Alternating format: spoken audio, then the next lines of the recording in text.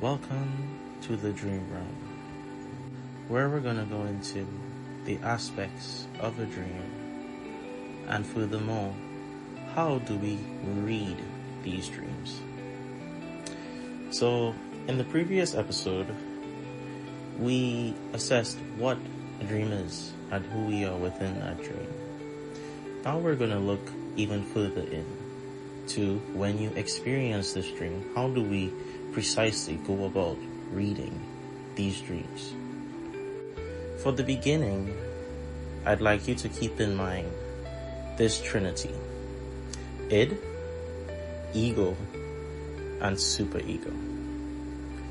Id is the inner child, the unconscious side of yourself that has been absorbing lessons, reactions, actions, as well as specific mindsets from a young age that occurs in your childhood.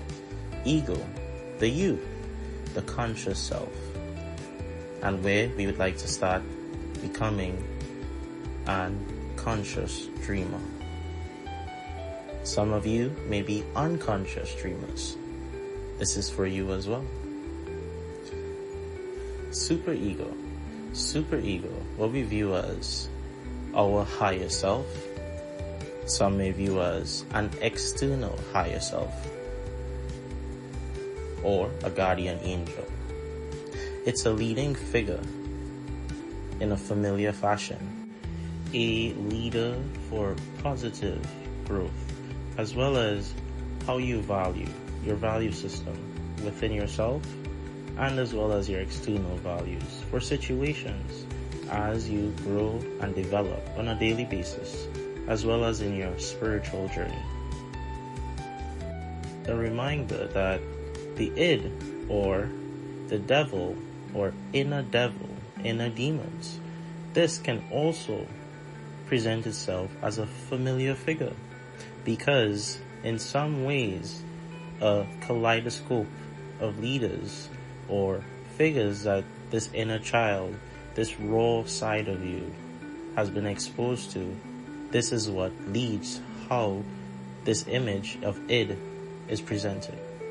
So as you begin your dreams, I'd like you to keep this trinity in mind so that we can help bring context to what it is that's occurring within that dream. Keep in mind the chakra systems if you can.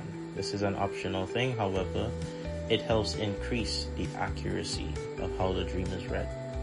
Specifically upon the first three chakras, as they have to concern with the well-being, which is where we often begin when we start dreaming or moving towards the act of conscious dreaming, having a sense of direction, what we also call bhakti, the direction of moving forward.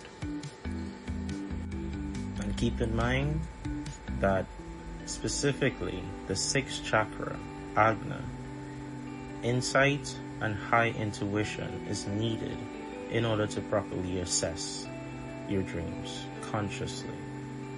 So if you're beginning reading dreams, I suggest you strengthen or open your third eye, your sixth chakra that we work on in previous videos. Now as this dream begins, I'd like you to find your center. Now be it you're an observant, participant, or a medium within a conscious realm of dreaming, or you're an unconscious dreamer, this applies. Let your dream take full shape. And something that you may often be aware of or unaware of is when we enter that dream. Are we afraid? Does it feel like a sudden rush of consciousness? Do you suddenly feel awake in a different realm? And within this wake state that you're now in, are you afraid? Do you notice your breathing? Do you notice yourself? Let's pay awareness to this. How did you feel when you first came into that dream?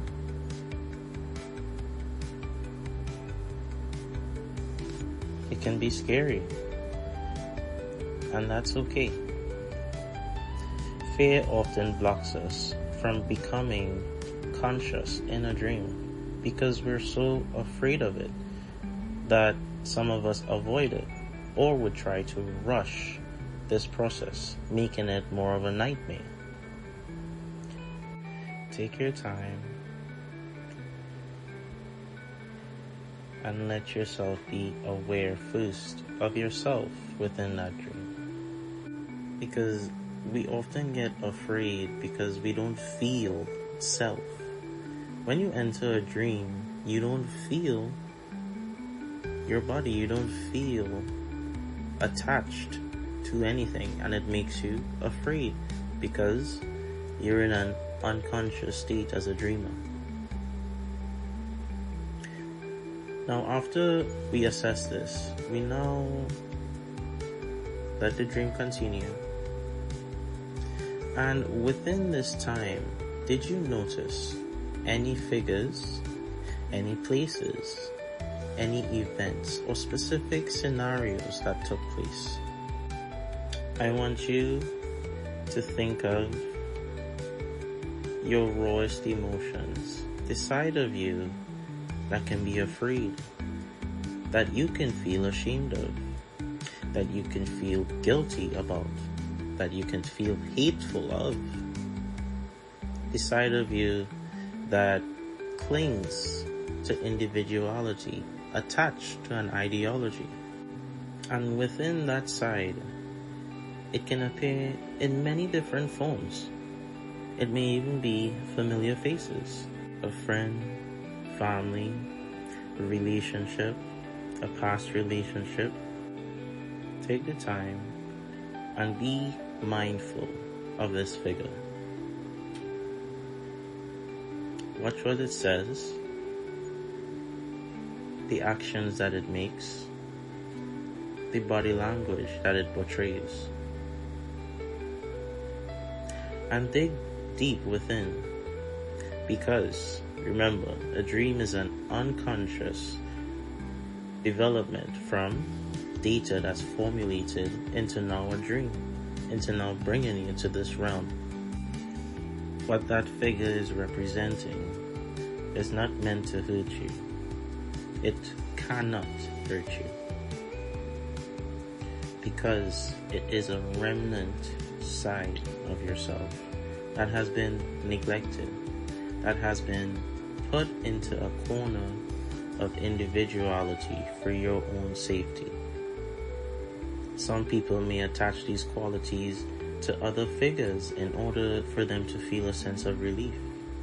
In some places, they would call this embodiment the devil. However, it is not there for you to put a name to it, for you to put something down in order to feel like something is not your responsibility. The reason why this figure has formed in your life is because of the lack in responsibility, the detachment from the responsibility of that side of yourself, be it an unconscious happening from traditional teachings or a conscious happening due to ignorance, shame, fear, some possible past experience that was traumatic, that left you with a sense of PTSD that you may not feel comfortable with sharing with yourself as yet. And this exists in every individual. It is not a selective thing. It exists in every individual. Now, after you take time to become mindful of this figure, I want you to look at where that figure is. When you become conscious about the thing in front of you, zoom out. Think of where you are. Are you possibly in a room that's familiar to you? Are you in a place that you may not have remembered until that dream? Is there something within there that draws familiarity? Or this isn't the case all the time. It's a case of symbolism in which your brain is trying to express what it is that needs to be done in order for an evolution in your consciousness to begin. Moving from solace in unconsciousness to now evolving consciousness. And accepting the inner side of yourself that has been neglected by you, that you felt had to be neglected or sacrificed. So I'd like you to first accept that this attribute, this inner side of what may feel scary, what may feel intimidating, what may feel like too much to shoulder, like too much responsibility to accept. You need to first accept this. You need to accept this side of yourself that you've labeled in such demeaning ways. Be it calling it a devil, calling it a demon, calling it a side of yourself that forces it to stay as this image that you have created in order to live what you perceive as a healthy life. Next, I'd like you to be aware of the ego. What is the ego? The ego is you.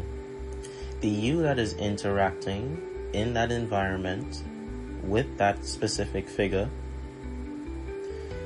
How you feel, the things you say, your body language, how you communicate, the reactions that occur when interacting not only with these figures, but the dream itself. Are you fearful the entire time? Is the way this dream portrayed too much for you to accept? Is there a side of you that hates part of the figure or the dream itself? Do not become afraid. Do not let it become something you now put away. Let it be just what it is. Something bad that has occurred. Something that harmed you in a negative way. These things happen. However, it is not there for you to neglect. This is the you that we're going to work on becoming more conscious, mindful of how they react. Because how this ego interacts with it shapes how they're regulated. If you don't understand how to speak to your inner self, to your inner child, what communication will occur? If you don't understand what the inner child is saying, how will any growth happen? How will any bhakti occur? Self-development is the focus of the ego. When you're becoming a conscious dreamer or a conscious dream yogi. Next, we're going to move on to identifying superego. Now, in the realm of your dreams, superego, just like it, has many familiar faces and shapes it can present itself in. For some, it can be angels. For some, it can be past family members that's passed away. It can be familiar faces. It can even be a familiar face that unconsciously you've remembered. In some cases, it can be perceived as God or a higher figure that interacts with yourself, that morality that you've positioned in your state of mind to give you insight when facing choices and decisions, creating a foundation of right or wrong, value for yourself and morale so that you can attain and reach certain goals, ideas that you've shaped in order to create a goal for yourself. Now, when you interact with this figure, I'd like you to also be mindful of it. Look at his body language. Be conscious of where you are. Be conscious of what it is that's speaking to you. What meaning? Is it something familiar? Is it a different shape or form? Because these shapes and forms can appear in many different ways. The trick to it is not separating it, just like it. We've separated it becoming a devil of ourselves. And we've separated superego into an higher power that we can only attain if we subject ourselves to something. However, this superego, it is something that comes from within. So first we need to accept that this superego, this higher self that we look towards, this purpose-fulfilling figure in our minds, this comes from within. This comes from the morality that we develop and manipulate over time as we grow, as we evolve, and as we experience in life. Let it be your responsibility to develop this superego. When you can accept that, then you can begin to interact with it. Sometimes we may feel like it's hard to communicate, it's hard to be conscious when interacting with that figure. The truth is, you are not conscious of yourself. So within the superego, we need to be conscious that it is a part of ourselves that is what we call a higher self. It is the best side of you. It's the greatest qualities that you set or stored for yourself over time in your experience. Because consciousness is a collective. It is everything that is and everything that is not, becoming a spiral into everything. So if you perceive yourself to be part of this consciousness, then you need to accept that you also have the capabilities that the rest of this consciousness can access, because you are part of it. You are it. So superego is an active figure in your mind that can portray itself in your dream through your conscious action. It is available to you. It is not something that has a unique access point. You are the access point to all that is and all that is not. Let that be you. Let this figure within yourself that you deem so what you would call perfect, or an object of where we would like our personal development to reach. Do not separate it and think that it is beyond you. It is you. It is the best of who you are and who you can be. It can even lead you into greater levels of consciousness for yourself. Because as you develop, ego you develops from listening and interacting with this superego. It creates an even higher consciousness in that superego.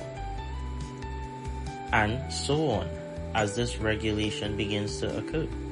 As the conscious dreamer, be it an observant, participant, or median, these are the steps I'd like you to work in your dreams. Start with being mindful of ego, which is you, your reactions and your actions within that dream, how you function within that realm, within that side of yourself. Are you afraid? Do you feel guilty? Are you ashamed of where it takes you? Next, you become mindful of the figures within those dreams. It doesn't have to be people. It can be animal, things, whatever it is that your dream can manipulate in order to give you guidance or insight into what it is telling you needs to be done for further development. Look for your id. Look for your inner child. They exist in every mind. Take the time and you will see it there. It is the most raw, open side of you. It's the side of you that just expresses. The ego has learned how to regulate it to an extent, but this side of you, it's just an expression, a form of pure expression, pure emotion. How it is regulated is solely dependent on you. Next, you look for your superego, that guiding light, that what feels like something that saves you, something that lifts you up within that dream, something that changes the entire mood setting of that dream when it interacts with you. Notice that it interacts with you before change can occur. It does not influence the dream. It influences you, which influences the dream. And remember, what matters most in dream reading is Agna. It is essential that you have high insight and intuition when reading into the context of these dreams. So, practice enriching your perception. Practice your development. Start with mindfulness. Mindfulness helps you become conscious of self before we go beyond self. Take the time and be mindful and practice in the steps that I just laid out. Be mindful of yourself, the figures, and then the environs. Let this be a journey for yourself that you enjoy approaching every night, every time it occurs, that you can become conscious of what feels like just another realm for you to be conscious in, for you to be awakened, what we call the spirit realm. Because it is fueled purely by your spirit. It is manipulated and created. It is because of your spirit. You are the creator of your reality. And you are the shaper of this dream realm. I hope this helps you gain better insights and understanding in the experiences that you have in your dream journey. Remember, take dream journals, take time and assess them. Don't rush.